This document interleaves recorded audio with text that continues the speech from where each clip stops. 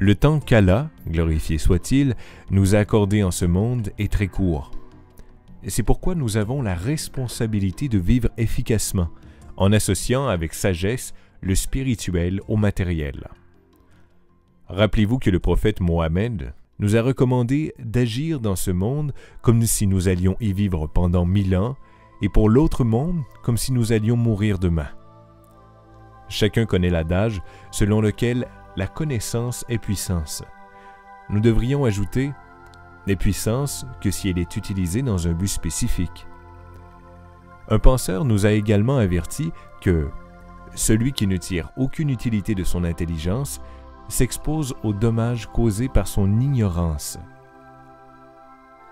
Le prophète a dit « Allah a créé le cerveau et a dit « Par ma gloire et ma sublimité, je n'ai rien créé d'autre pour lequel j'ai plus d'égard que toi.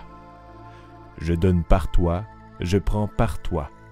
Je récompense et je punis par toi. » Savez-vous, par exemple, combien de fois les mots suivants sont mentionnés dans notre noble Coran? Discernement est mentionné 54 fois. Perception, 48 fois. Raisonne, 48 fois. Réfléchisse, 122 fois. Pense, 210 fois.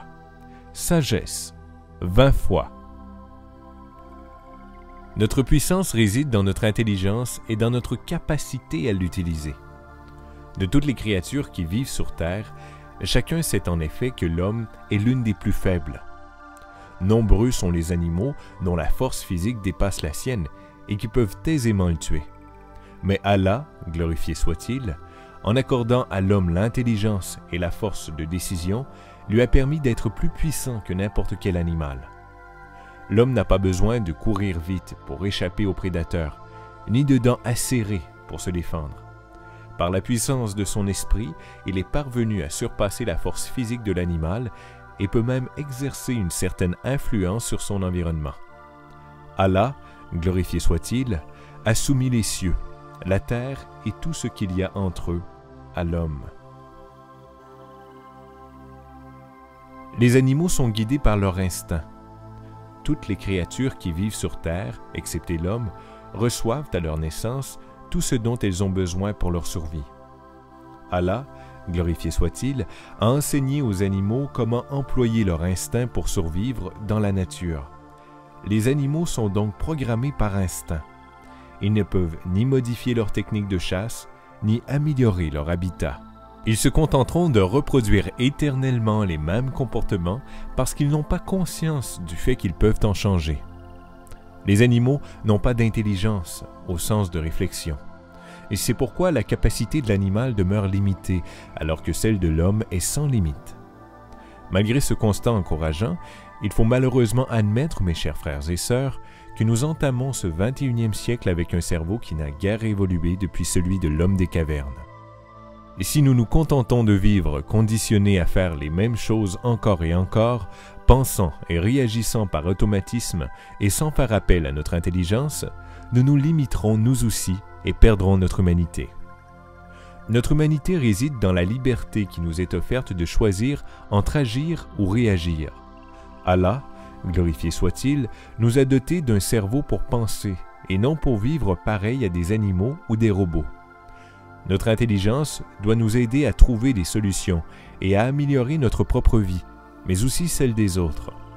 Nous pouvons faire de ce monde un endroit meilleur grâce à nos décisions et nos actions quotidiennes, en mettant en avant des valeurs telles que l'amour et l'honnêteté, en favorisant l'emploi, la création de logements et le développement de services à notre communauté.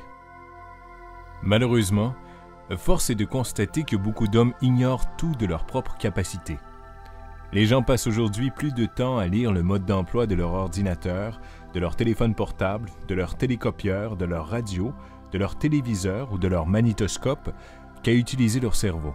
Nous sommes les esclaves de notre ignorance, nous contentons de suivre la foule sans réfléchir. Sachez que nous n'employons qu'une très petite fraction de notre potentiel intellectuel.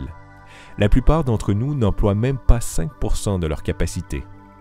Albert Einstein, lui-même, n'en a mobilisé que 10%. Un chercheur soviétique a fait ce commentaire. Les dernières conclusions sur l'anthropologie, la psychologie et la logique prouvent que le potentiel de l'esprit humain est immense. La science moderne nous a en effet permis de mieux appréhender le fonctionnement du cerveau humain. Or, nous avons été frappés par l'énorme capacité intellectuelle qui demeure en réserve. L'homme, dans des conditions moyennes de travail, n'utilise au cours de sa vie qu'une petite fraction de son potentiel intellectuel. Et si nous pouvions forcer notre cerveau à fonctionner, ne serait-ce qu'à la moitié de ses capacités, nous pourrions sans aucune difficulté apprendre 40 langues, connaître par cœur la grande encyclopédie de l'Union soviétique et accomplir le cursus de douzaines d'universités. Illustrons ce constat par une image. Les scientifiques nous disent que si l'on voulait recréer un cerveau humain, celui-ci coûterait des milliards d'euros. 2 bâtiments, grands comme la tour Montparnasse, seraient nécessaires pour le loger et il exigerait pour fonctionner plus d'électricité qu'une ville de plusieurs milliers d'habitants. Vous rendez-vous compte? Aujourd'hui, en 2004, pour recréer le potentiel de notre cerveau, 2 tours comme celle de Montparnasse équipées d'ordinateurs de dernière génération et de bases de données gigantesques seraient nécessaires. Nous disposons donc de capacités fantastiques, mais nous ne savons pas les mobiliser pour obtenir des résultats efficaces. Comme si un charpentier choisissait de travailler sans faire appel à l'énergie électrique. Il le pourrait, certes, mais à quoi bon? L'évidence exige que nous apprenions à utiliser l'outil extraordinaire qu'est notre cerveau, et nous ne pouvons que regretter qu'une majorité d'hommes ne le fassent pas, se contentant d'une vie étriquée, emprisonnée dans des barrières psychologiques. Les causes de ce constat sont simples. Depuis le Moyen Âge jusqu'à aujourd'hui, les classes dirigeantes ont fait en sorte de maintenir les masses populaires dans l'ignorance du véritable potentiel de leur esprit. Mes chers frères et sœurs, permettez-moi de vous donner un conseil que vous comprendrez sans peine, j'en suis persuadé. Éloignez-vous de la télévision, ne suivez pas la masse et surtout, ne pensez pas comme elle. Soyez différents. Tant que vous continuerez à vous comporter comme vous l'avez toujours fait, vous n'obtiendrez rien de mieux que les résultats que vous avez toujours eus. Nombreux sont ceux qui restent enchaînés à leurs habitudes, faisant et pensant toujours la même chose. Si vous êtes alcoolique et que vous continuez à boire, vous vous débattrez éternellement avec les mêmes problèmes familiaux et de santé. Si vous êtes d'une nature violente et que vous répondez systématiquement aux événements par la violence, les choses n'évolueront jamais. Votre vie ne s'améliorera pas tant que vous continuerez à vous comporter de la même façon. Vous êtes celui qui mange trop, celui qui dit oui ou non, celui qui reste chez son employeur quoi qu'il arrive. Ces choix, ce sont les vôtres. Mais si un jour vous décidez enfin de changer vos habitudes, ce jour marquera le début d'une nouvelle vie. La plupart des gens se dispersent en s'agitant dans tous les sens et prennent rarement le temps de réfléchir sérieusement aux seules questions importantes. Qui sommes-nous? Pourquoi agissons-nous comme nous le faisons? Au lieu de nous demander comment faire pour changer le cours de notre vie, nous réagissons continuellement aux stimuli qui se produisent autour de nous. Au cours des 5 dernières années, les progrès réalisés dans les télécommunications, la télévision, les satellites et les ordinateurs se sont accélérés au point que nous sommes bombardés de plus d'informations en une seule journée que ce que nos grands-parents recevaient au cours d'une vie entière. Vous-même, je sais que vous travaillez toute la semaine du lundi au vendredi. Lorsque vous rentrez chez vous le soir, vous êtes fatigué. Vous passez votre week-end à faire les courses et à régler des factures, loyer, huissier, crédit, etc. Rapidement, vous perdez la maîtrise de votre vie. Vous êtes conscient du fait que c'est désormais votre vie qui vous dirige. Vous en avez perdu le contrôle, vous la subissez. Vous devenez esclave des événements, mes chers frères et sœurs. Or, si vous ne commandez pas votre vie, sachez que vous tomberez dans la vie ici-bas. La vie ici-bas n'est pas seulement le fait de vivre dans le luxe. La vie ici-bas, c'est aussi le fait d'oublier Allah, glorifié soit-il, vos devoirs envers votre communauté et vos devoirs personnels.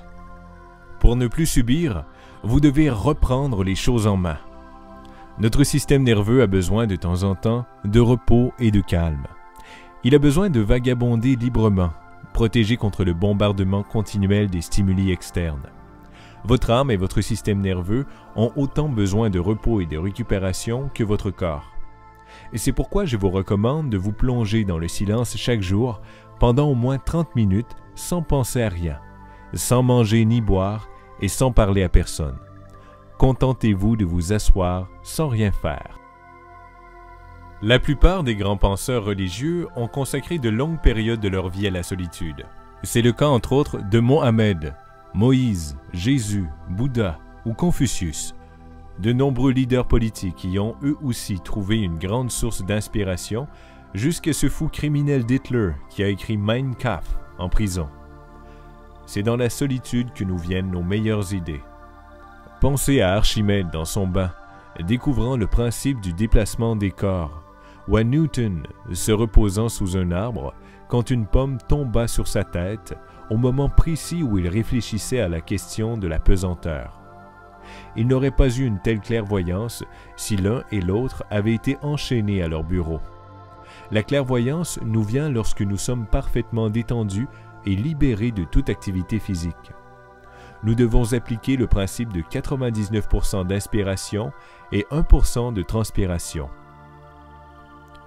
Prenez la résolution de vous accorder au moins 30 minutes de solitude par jour. Suivez mon conseil et vous constaterez qu'un flux d'énergie et une sensation de paix vous envahiront. Bien souvent, un flash vous apportera les réponses que vous attendez à vos défis quotidiens. Mettez en pratique cette technique simple, mais trop rarement employée. Sachez que je le fais chaque jour moi-même dans mon bain, en me bouchant les oreilles avec des boules cuites. Je me plonge dans le silence complet pendant 30 minutes, sans pratiquer aucune activité. Je ne me concentre sur rien et je laisse mon esprit vagabonder librement. Si nous sommes en vie, c'est parce qu'Allah, glorifié soit-il, en a décidé ainsi. Le cosmos et tout ce qui existe dans l'univers ont été créés pour l'homme. Allah a créé l'univers pour nous. Nous tous, êtres humains, ne sommes pas un accident. Nous avons été créés par Allah dans un but précis, la justification de notre existence comme de tout ce qui existe est la proclamation de la gloire d'Allah. Allah a créé l'univers pour proclamer sa gloire. Vivre pour la gloire d'Allah est le plus grand accomplissement que nous puissions réaliser dans nos vies. Rappelez-vous la joie qu'ont provoqué les premiers pas et les premiers mots de vos enfants. N'oubliez jamais qu'à chaque fois que nous rejetons, négligeons ou ignorons les capacités qu'Allah nous a offertes, nous ne proclamons pas sa gloire, bien au contraire. Dieu est un créateur affectueux. Il a pour sa création le même intérêt qu'un père ou une mère porte à leur enfant. Or, il me paraît clair qu'un père éprouve plus de fierté et de satisfaction devant un enfant qui utilise pleinement ses capacités intellectuelles. Et si tu obéis à la majorité de ceux qui sont sur la terre, ils t'égareront du sentier d'Allah. Ils ne suivent que la conjecture et ne font que fabriquer des mensonges. Le Saint-Coran, Sourate 6, verset 116. Je vous pose la question, mes chers frères et sœurs. Devons-nous répandre le message d'Allah par nos actions et notre générosité envers notre communauté et l'humanité en général? Devons-nous prendre le risque de nous différencier de la masse en employant notre intelligence pour répandre la gloire d'Allah, glorifié soit-il? Ou vaut-il mieux que nous nous contentions d'utiliser nos mains pour gagner notre vie en suivant la masse? Non. Et croyez-moi, car ce serait alors accepter de vivre dans la précarité et l'angoisse. Nous serions contraints de nous prosterner devant une foule de gens pour ne gagner finalement qu'un misérable salaire.